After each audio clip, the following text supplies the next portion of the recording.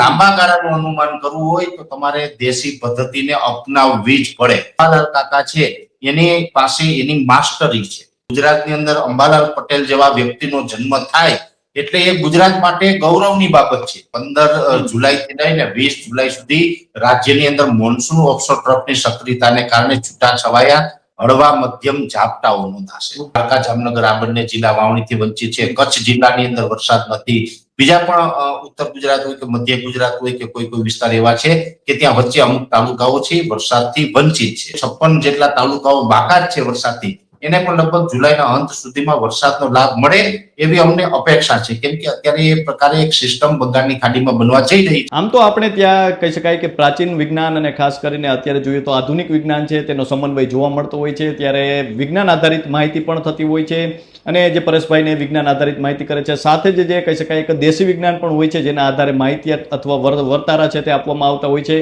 ત્યારે છેલ્લા 2 દિવસથી જેની ચર્ચાઓ થઈ રહી છે, કારણ કે જયંત પંડ્યા છે વિજ્ઞાન જાથાના ચેરમેન, તેમના દ્વારા અંબાલાલ પટેલનો જે વિરોધ કરવામાં આવ્યો, વર્તારાનો જે વિરોધ કરવામાં આવ્યો અને તેને લઈને ખાસ કરીને જે ચર્ચાઓ થતી હતી, ત્યારે આપણે જાણવું છે કે શું દેશી વિજ્ઞાન હોય છે. તેને પરેશભાઈ પણ જે રીતે અંબાલાલભાઈ પટેલના જે સમર્થનમાં આવ્યા, તો તેને દેશી વિજ્ઞાન વિશે જાણવું છે. ખાસ કરીને આગામી દિવસોમાં હવે વરસાદને લઈને શું શક્યતાઓ છે, ચોમાસું અત્યારે કઈ રીતે અત્યારે ચાલી રહ્યું છે, તે તમામને લઈને વાત કરવી છે. ત્યારે આપણી સાથે હવામાન નિષ્ણાત પરેશભાઈ ગોસ્વામી જોડાઈ ચૂક્યા છે, તો આવું તેમની સાથે જ સીધી વાત કરીએ વાત ગુજરાતી પર. પરેશભાઈ, વાત ગુજરાતીમાં આપનું ખૂબ ખૂબ સ્વાગત કરું છું. જી નમસ્કાર. પરેશભાઈ, આમ તો આપ ટેકનોલોજી આધારિત આગાહી કરો છો અને ખાસ કરીને સતત જે કહી શકાય આપણા જે કહી શકાય કે વિજ્ઞાન છે તેના આધારિત આગાહી આપતા હોવ છો, પરંતુ આપણે ત્યાં એક બીજું વિજ્ઞાન પણ છે જેને આપણે દેશી વિજ્ઞાન કહીએ છીએ. તેમાં પણ અનેક પ્રકારના વર્તારા જે ભડલી વાક્ય હોય કે ખાસ કરીને અંબાલાલ કાકા છે તે જ્યોતિષ આધારિત પણ આગાહી આપે છે અને સાથે એવી તો અનેક પ્રકારે જે આપણે હોળીના પવન જોવાની પ્રથા છે, તો એના વિશે પણ થોડું જાણવું છે. શું એ સાચું પડે છે? કારણ કે આપણે જો વૈજ્ઞાનિક અભિગમની વાત કરીએ તો પણ એની હકીકતને નકારી ન શકીએ. તો શું કહેશો પરેશભાઈ, સૌપ્રથમ તો એ વિવાદને લઈને અને જે આપણી દેશી પદ્ધતિ છે તેને લઈને?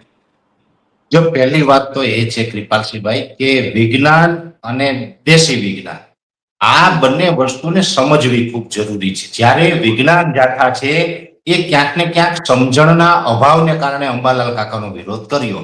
જે આપણી દેશી પરંપરા છે એ પણ વિજ્ઞાન જ છે, એ પણ એક વિજ્ઞાન છે. હવે વૈજ્ઞાનિક ઢબે આગાહી થાય અને દેશી ઢબે આગાહી થાય એમાં ફરક શું? તો પહેલી વાત તો અમે પણ અલગ અલગ મોડેલોનું પ્રિડિક્શન કરીએ છીએ, સેટેલાઇટના માધ્યમથી પ્રિડિક્શન કરતા હોય. જરૂર પડે ત્યાં અમે પણ દેશી પદ્ધતિનો ક્યાંક સહારો લેતા હોય છે. હવે જે સેટેલાઇટના આધુનિક વિજ્ઞાનથી જે આગાહી થાય છે એમાં ટૂંકા ગાળાનું વધારે સારું અનુમાન આવતું હોય. જ્યારે લાંબા ગાળાનું અનુમાન કરવું હોય તો તમારે દેશી પદ્ધતિને અપનાવવી જ પડે. અને દેશી પદ્ધતિમાં એમાં જે ગ્રહ નક્ષત્રના આધારે આગાહી કરતા હોય, ભડલી વાક્યના આધારે આગાહી કરતા હોય, કસ કાતરા છે, હોળીના પવન છે, અખાત્રીજનો પવન છે વગેરે, ટીટોડીના ઈંડા છે, આના ઉપરથી જે દેશી આધારે આગાહી કરતા હોય, એમાં મારો એવો વિશ્વાસ છે કે એમાં ઘણું બધું સત્યની નજીક જઈ શકાય છે. પણ જે જાણતા હોય એના માટે તો અંબાલાલ કાકા છે એ આ બધું જાણે છે. એ ગ્રહ નક્ષત્રને જાણે છે, એ હોળીના પવનોને જાણી શકે છે, એ અખાત્રીજના પવનોને જાણી શકે, એ કસ કાતરાને આધારે પણ એનું જે કહી શકાય કે એનું અનુમાન છે એ સચોટ હોય છે. જે આપણે ચૈત્રી દનૈયા હોય છે એના આધારે પણ જાણી શકાય છે. એવા ઘણા પરિબળો છે એને કારણે જાણી શકાય છે. અને અંબાલાલ કાકા છે એની પાસે એની માસ્ટરી છે. અને હું તો ગૌરવ લઉં છું કે અંબાલાલ કાકા જેવા મહાન આગાહીકારના યુગમાં હું પણ આગાહી કરી રહ્યો છું. અને ભારત દેશની અંદર ઘણા બધા રાજ્યો છે, એમાંનું આપણું ગુજરાત રાજ્ય, અને ગુજરાતની અંદર અંબાલાલ પટેલ જેવા વ્યક્તિનો જન્મ થાય એટલે એ ગુજરાત માટે ગૌરવની બાબત છે. આપણે દરેક ગુજરાતી ગૌરવ લઈ શકીએ એવા મહાન વ્યક્તિ આપણી વચ્ચે આજે છે અને એની આગાહીનો લાભ આપણે મળે છે. પણ થોડા દિવસથી વિજ્ઞાન જાથા છે ક્યાંક ને ક્યાંક અંબાલાલ કાકાને ટાર્ગેટ કરી રહ્યા છે. આ ખોટું હતું અને અંબાલાલ કાકા સાચા હતા, એટલે આપણે સત્યનો સાથ આપવો એ આપણી નૈતિક ફરજ છે. એટલે અમે સત્યનો સાથ આપ્યો અને અંબાલાલ કાકા છે એને ફરીથી આજે નક્કી કર્યું કે ચલો હું ખેડૂતોના હિતમાં કાયદા કાનૂનને ધ્યાનમાં રાખીને આગાહી આપીશ. પણ કમસે કમ આપવા માટે રાજી થયા ને એ અમારા માટે આશીર્વાદ સમાન છે. એટલે મેં આમ તો ગઈકાલે અંબાલાલ કાકાને વિનંતી પણ કરી હતી. મેં 2-3 ચેનલમાં હું અંબાલાલ કાકા સાથે હતા ડિબેટમાં, મેં ચેનલોમાં પણ કીધું અને મેં તો ત્યાં સુધી કીધું કાકા અમે તમારા ચરણોમાં વંદન કરીએ. પેલા એક તો અમારા દાદા, આપણા દાદાની ઉંમરના છે એટલે મારા માટે તો એ મારા દાદા સમાન છે. એટલે એમના ચરણોમાં અમે વંદન કરીએ ને તમારા આશીર્વાદ કાયમી મળતા રહીએ એવી અપેક્ષા રાખીને તમારી આગાહીનો લાભ છે અમને બધા જ ખેડૂતોને મળતો રહીએ એ માટે થઈને તમે આગાહી ચાલુ રાખજો. અને અંતે બધાની વિનંતી છે એ દાદાએ સ્વીકારી છે અને અંબાલાલ કાકાએ આજે ફરીથી કીધું ભાઈ ખેડૂતના હિતમાં હું કાયદા કાનૂનને ધ્યાનમાં રાખી અને આગાહી ચાલુ રાખી છે. એટલે આ અમારા માટે બસ મોટી વાત એ છે કે અંબાલાલ કાકાની આગાહી છે ચાલુ રહેવી છે.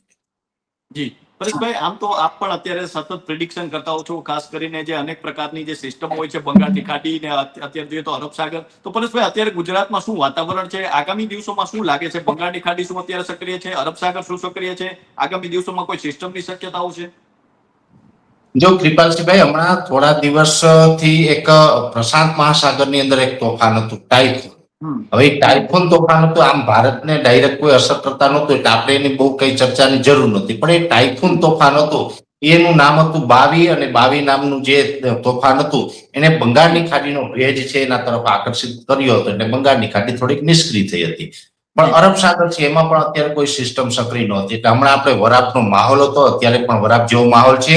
હવે મોન્સૂન ઓફશોર ટ્રફ છે એ પોઝિટિવ ફેઝમાં આવી ગયો છે એટલે આવતીકાલે 15 તારીખ છે, 15 જુલાઈથી લઈને 20 જુલાઈ સુધી રાજ્યની અંદર મોન્સૂન ઓફશોર ટ્રફની સક્રિયતાને કારણે છૂટાછવાયા હળવા મધ્યમ ઝાપટાઓ નોંધાશે.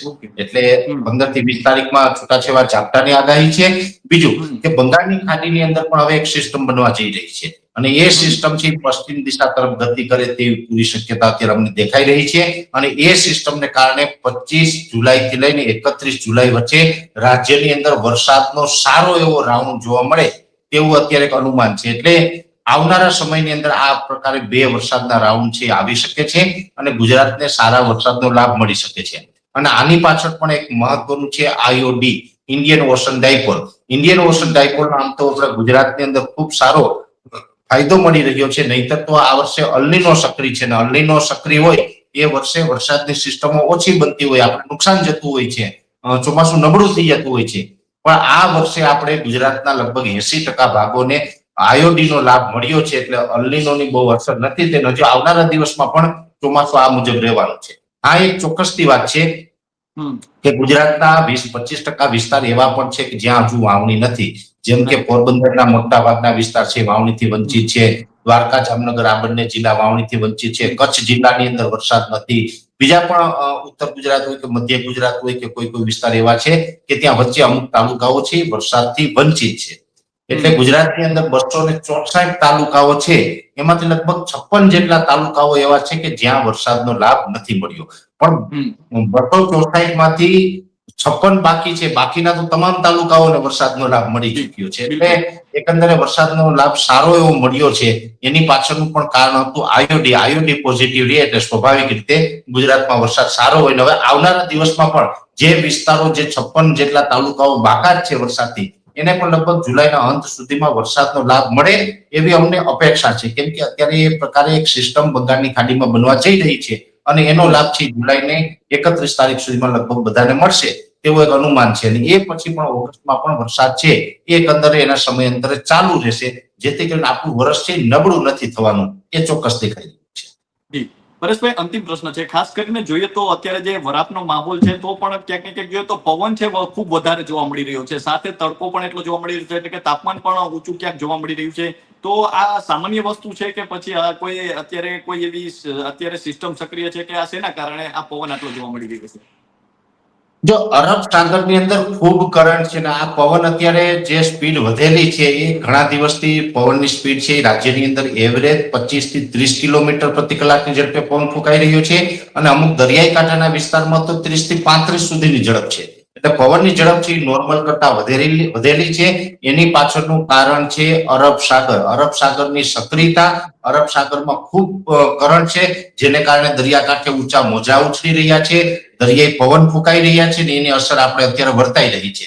અને આ પવનની ઝડપ છે એમાંથી લગભગ હવે આપણે 16 તારીખથી મુક્તિ મળશે. એટલે આવતીકાલે 15 તારીખ છે, 15 તારીખે સાંજ સુધી હજુ આ પવનની ઝડપ છે એ આપણે વધેલી જોવા મળશે. પછી પરમ દિવસે 16 તારીખથી પવનની ઝડપ છે એમાં ઘટાડો થશે. જે અત્યારે 25 થી 30 કિલોમીટર ઝડપે પવન ફૂંકાઈ રહ્યા છે એ પવનની ઝડપમાં ઘટાડો થઈ અને 18 થી 20 કિલોમીટર, અમુક જગ્યાએ 20 થી 22 કિલોમીટરની ઝડપ પવનની થઈ જશે.